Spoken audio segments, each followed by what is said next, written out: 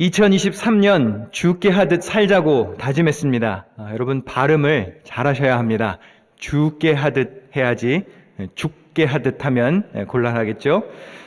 가정과 일터 또 교회와 공동체를 죽게 하듯 하며 살려야지 죽게 만드는 것은 하나님의 뜻이 아닙니다. 우리 요한 1서 4장 9절 말씀 같이 읽어보겠습니다. 시작.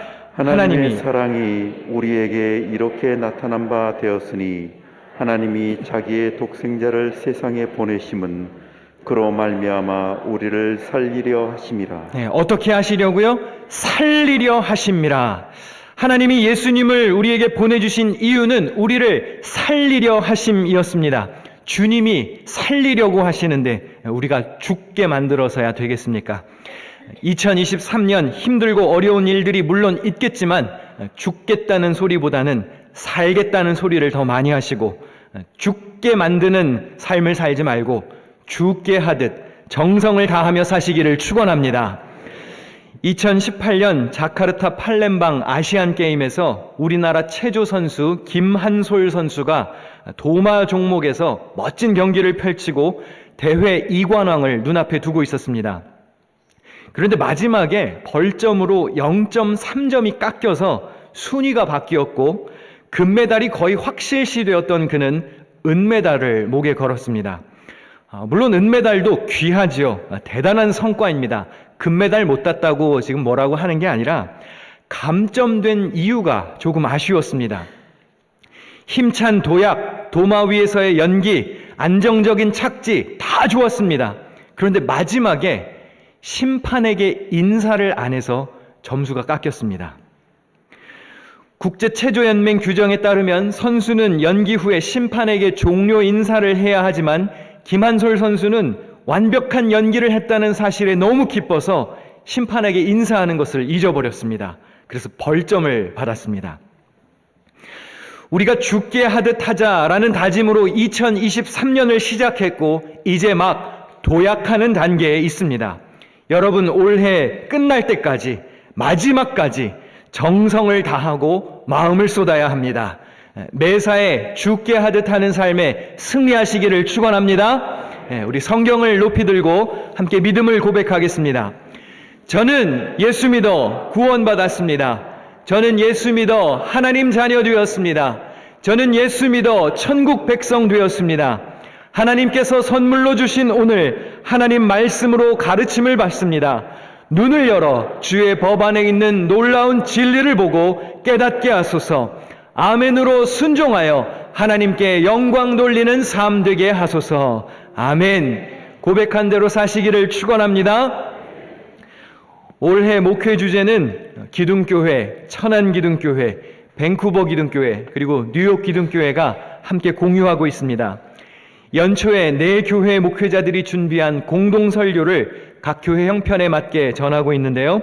오늘은 주제에 관한 말씀과 또 헌금, 헌신에 관한 말씀을 전하려고 합니다. 네 교회, 네 목회자, 4인 4색의 설교를 들으시는 동안 여러분에게도 4배의 은혜가 있으시기를 축원합니다. 한국 교회 트렌드 2023이라는 책에 보면 현대 교회가 주목해야 할 10가지 현상을 소개하고 있습니다. 그 중에 두 번째로 소개되었던 키워드가 SBNR입니다. SBNR, Spiritual but not Religious. 영적인 것을 추구하지만 종교는 갖지 않는 사람들. 다시 말해 영성 생활에는 찬성하지만 교회에 나가 예배하지 않는 사람들을 가리키는 말입니다. 과거에는 spiritual, 즉 영적인 것과 religious, 종교적인 것은 같은 말로 간주되었습니다. 그러나 이제 두 개념이 분리된 것 같은 세상이 되었지요. 지금은 영적인 일이 교회라는 조직과 상관이 없을 수도 있는 세상이 되었습니다. 반대로 교회에 열심히 다니며 종교가 뚜렷한 사람이라고 해도 영성이 뛰어나거나 영적인 사람은 아닐 수도 있는 세상이 되었습니다. 하나님을 믿는 것과 교회 출석을 별개로 생각하는 사람들이 늘어가고 있습니다. 교회에 소속되지 않는 이들, 그러나 하나님은 믿고 기도하고 성경도 읽고 헌금 생활도 하는 이들, SBNR, Spiritual but not Religious입니다. 특히 코로나19 이후에는 교회에 모이라고 적극적으로 권할 수 없는 세상이 되었습니다. 교회에 오라고 초청하는 것이 마치 민폐가 되었습니다. 신방을 가겠다는 것은 꼭 결례가 된 것 마냥 이런 현실이 되었지요. 물론 건강을 지키기 위해 조심해야 하고 사람들 많은 장소를 피해야 하는 이들도 있습니다. 세심한 돌봄이 필요한 이들은 우리가 물론 이해해야 합니다. 그러나 그럼에도 불구하고 이제는 한 번쯤 물어볼 필요도 있습니다. 여러분은 지금 정성스러운 신앙생활을 하고 계십니까?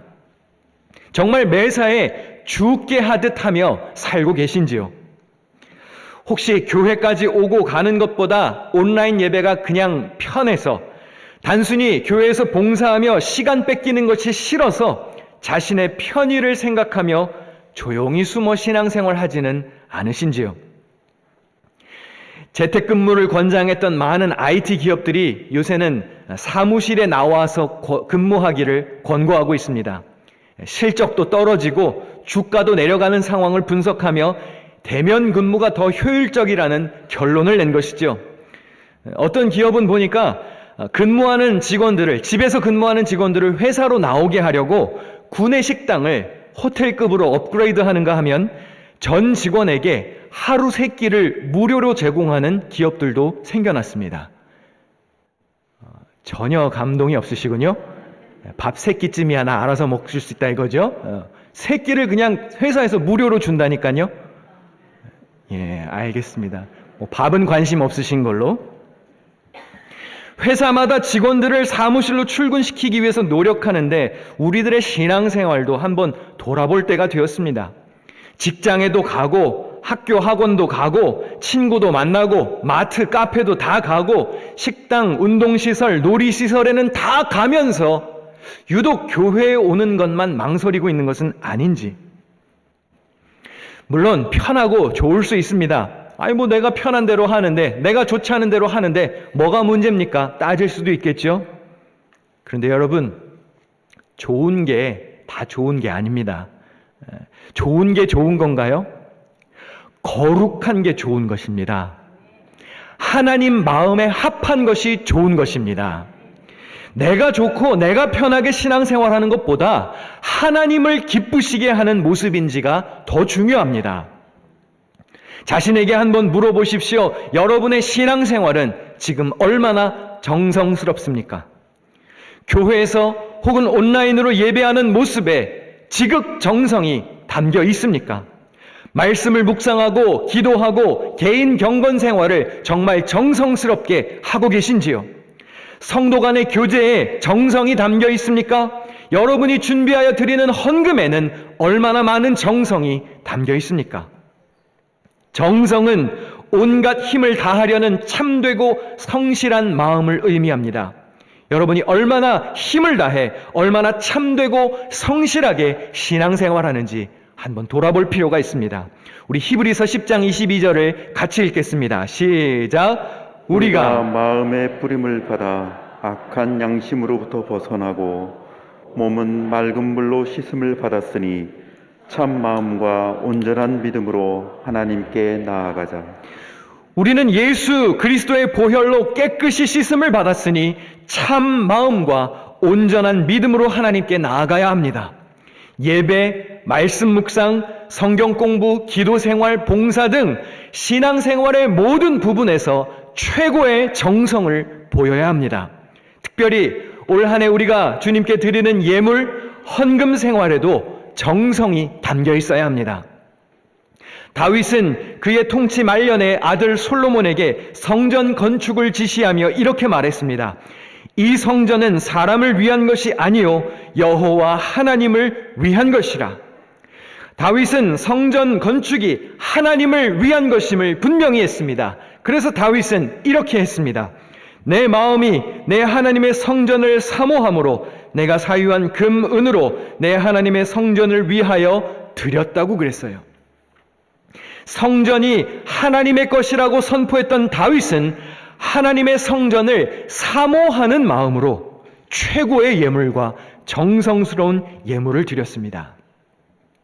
여러분, 사랑하면 드리게 되어 있습니다. 사랑하면 값을 지불하게 되어 있고 기꺼이 희생을 감수하게 되어 있습니다. 교회는 하나님의 집입니다. 교회는 주님이 쓰시는 공동체입니다. 우리는 신앙생활의 구심점이 되는 교회를 사모해야 합니다. 키프리아누스라는 교부는 이런 말을 했습니다. 교회를 어머니로 받지 않는 자는 하나님을 아버지로 받을 수 없다. 여러분이 교회를 사랑해야 예배의 자리도 가까이 할 수 있습니다. 교회를 사랑해야 말씀과 기도 생활에 열심을 낼 수 있습니다. 교회를 사랑해야 성도 간의 교제도 이루어질 수 있고 여러분의 교회를 사모해야 헌금 생활도 할 수 있는 것입니다. 교회를 어머니처럼 사랑하지 않고 아끼지 않는 자가 어떻게 하나님을 아버지라 부를 수 있겠습니까? 교회 공동체를 사랑하지 않고 와해시키는 이가 어떻게 아버지 하나님을 예배할 수 있겠습니까? 성전을 사모했던 다윗의 지시에 따라 이스라엘 백성들도 건축에 마음과 정성을 모았습니다. 우리 같이 말씀을 읽어보실까요? 시작! 모든 가문의 지도자들과 이스라엘 모든 지파의 지도자들과 천부장과 백부장과 왕의 사무관이 다 즐거이 드리되 백성들은 자원하여 드렸으므로 기뻐하였으니 곧 그들이 성심으로 여호와께 자원하여 드렸으므로 다윗 왕도 심히 기뻐하니라. 아멘. 어떻게 드렸다고 했나요? 즐거이 드렸고 자원하여 드렸고 성심으로 드렸다고 했습니다. 2023년 우리의 헌금 생활이 이래야 합니다. 주님께 드림이 기뻐야 합니다. 아멘. 제가 자주 하는 봉헌 기도 중에 그런 기도를 자주 합니다. 주님, 드림이 기쁨이 되게 하옵소서. 아깝거나 뺏기는 기분으로 해서는 안 됩니다. 그것은 드리는 게 아니라 마지못해 하는 것이죠. 사랑하는 마음으로 주께 예물을 드리는 성도는 드림 후에도 기쁨이 있어야 합니다. 주께 하듯 살아가는 2023년이 되려면 여러분의 헌금 생활도 주께 하듯 해야 합니다. 죽게 하면 안 돼요. 죽상으로 하면 안 되고 주께 하듯 기쁨으로 해야 합니다. 간혹 헌금을 하나님께 드리는 마음으로 하지 않고 마치 은행 이자를 갚는 마음으로 하는 이들도 있습니다. 꼭 이렇게 많이 드려야 하나? 좀 적게 드릴 수는 없나? 그건 주께 하는 헌금이 아니라 세금 내듯이 뺏기듯이 내는 헌금이죠. 내가 이만큼 드리기로 정했으니 이맘때쯤 드리기로 마음을 정했으니 하는 의무감에서 헌금하시나요? 그것은 정해진 날 드리는 용돈 드리듯 하는 헌금입니다. 또 헌금을 우상에게 하듯 하는 이들도 있습니다. 고대로부터 많은 신들은 자신의 편안함을 유지하기 위해 인간들에게 굳은 일을 시켰습니다.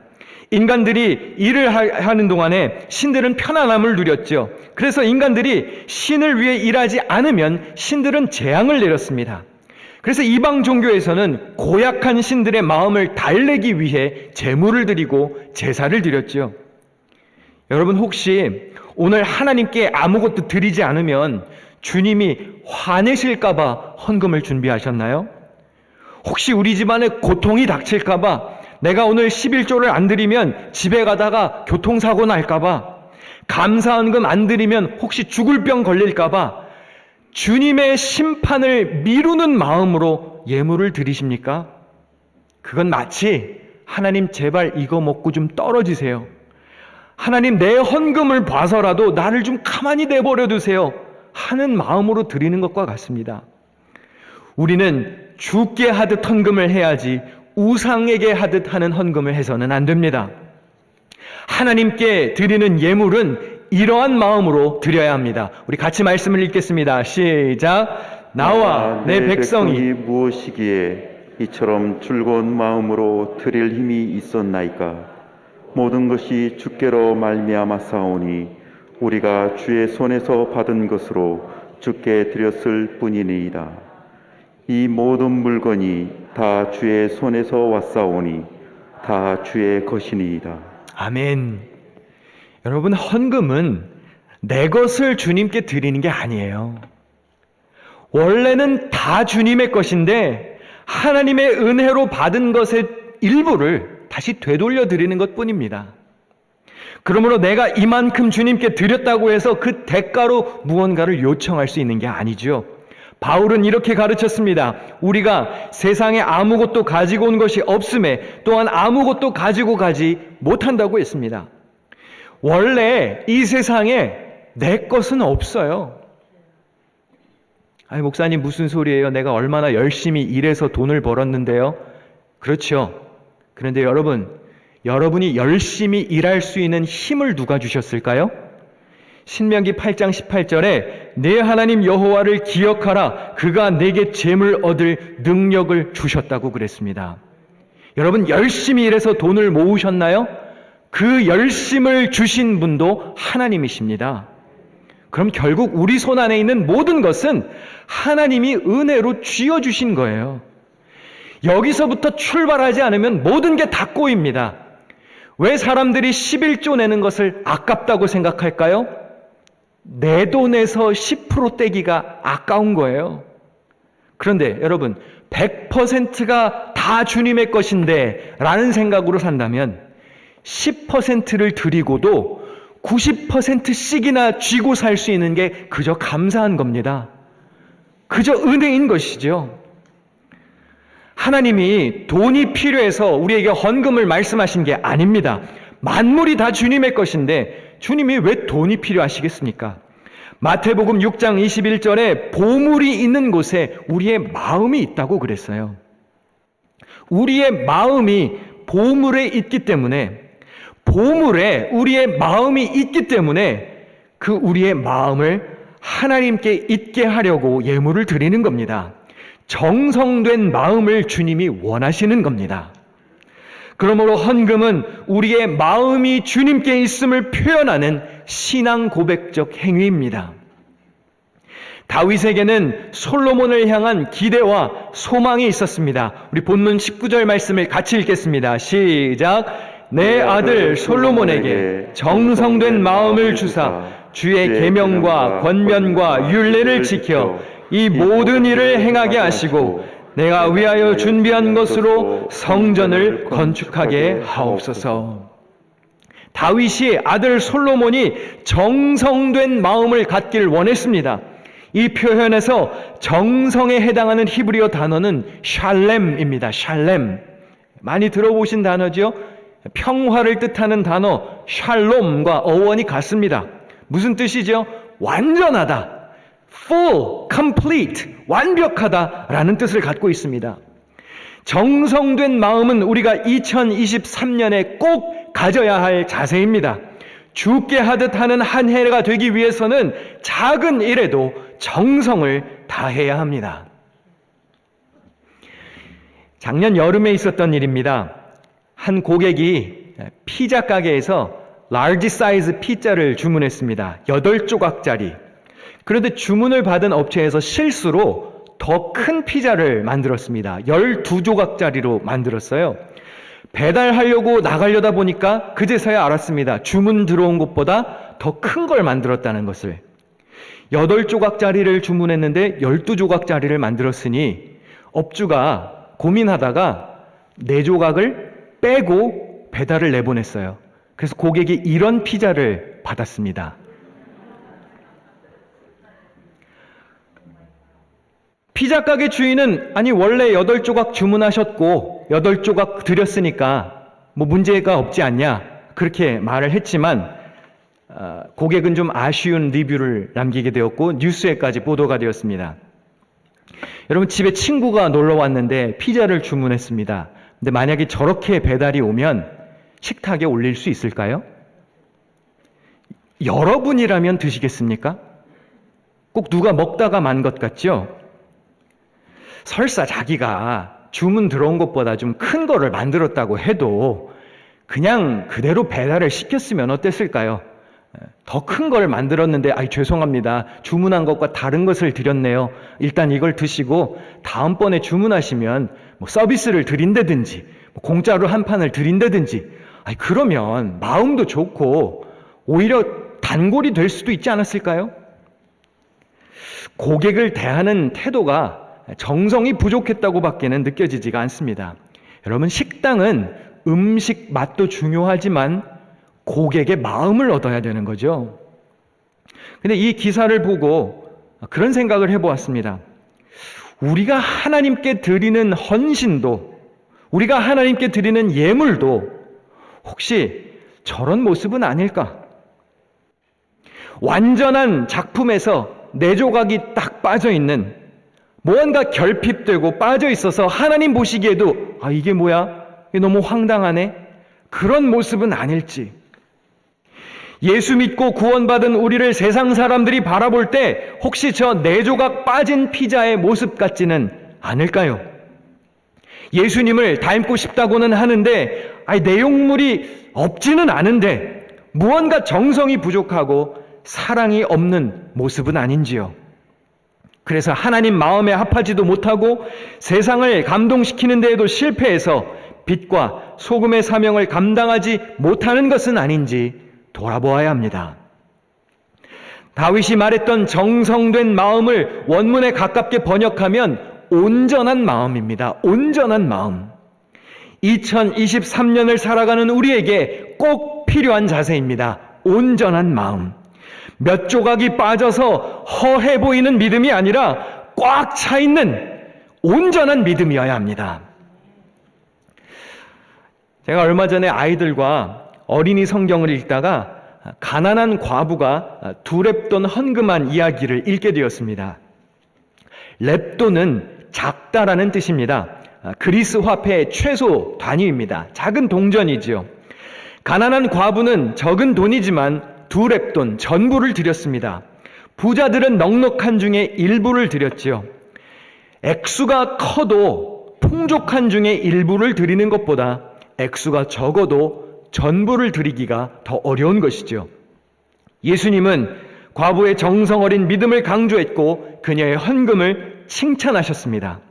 이 이야기를 아이들에게 읽어주고 나서 아이들에게 얘들아 너네들도 나중에 커서 직접 돈을 벌게 되면 너희들 힘으로 자발적 헌금을 해야 되는 거다. 너희들이 감사한 만큼 직접 헌금을 드려야 되는 거다. 그렇게 말해 주었습니다. 그랬더니 아들 녀석이 그러더라고요. 그러면 나는 다 헌금할래. 그러는 거예요. 그 순수한 마음, 온전한 헌신을 드리려는 마음이 좀 커서도 변치 않기를 기도했습니다. 제가 이미 알고 있었던 말씀이고 유명한 이야기이죠. 그런데 그날따라 아이들에게 성경을 읽어주며 유독 눈에 들어온 구절이 있었습니다. 예수께서 헌금함을 대하여 앉으사 무리가 어떻게 헌금함에 돈 넣는가를 보실세. 예수님이 어떻게 하셨나요? 여러분이 헌금하는 모습을 앉아서 보고 계셨어요. 헌금함 앞에서. 그렇죠. 우리가 헌금을 어디에 어떻게 얼마나 잘 사용하는지도 중요합니다. 그러나 그보다 먼저 따져야 할 게 있죠. 우리가 하나님 보시기에 얼마나 부끄럽지 않은 헌신을 주님께 드리고 있는가, 그것이 더 중요합니다.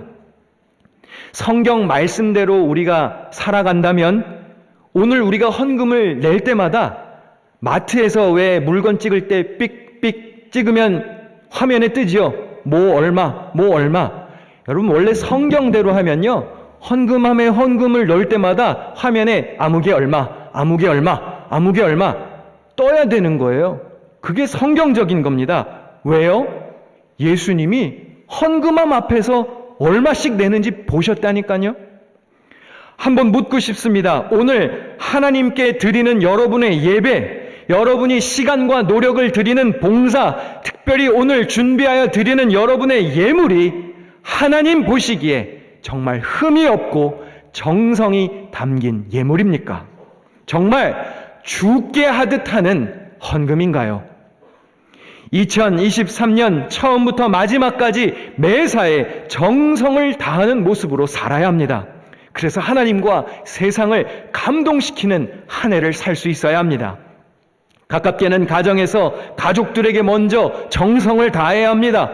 일터에서도 아랫사람이든 상사이든 온전한 마음으로 대할 수 있어야 합니다. 그리고 무엇보다 교회에서 하나님 앞에서 꽉 차 있는 빈틈없는 가득한 정성으로 예배하고 섬기고 바치고 헌신해야 합니다. 모든 일에 주께 하듯 살며 하나님과 사람들에게 칭찬 듣는 그런 복된 삶의 주인공이 되시기를 축원합니다. 기도하겠습니다. 전능하신 하나님, 주께 하듯 하는 마음으로 2023년을 살아가길 원합니다.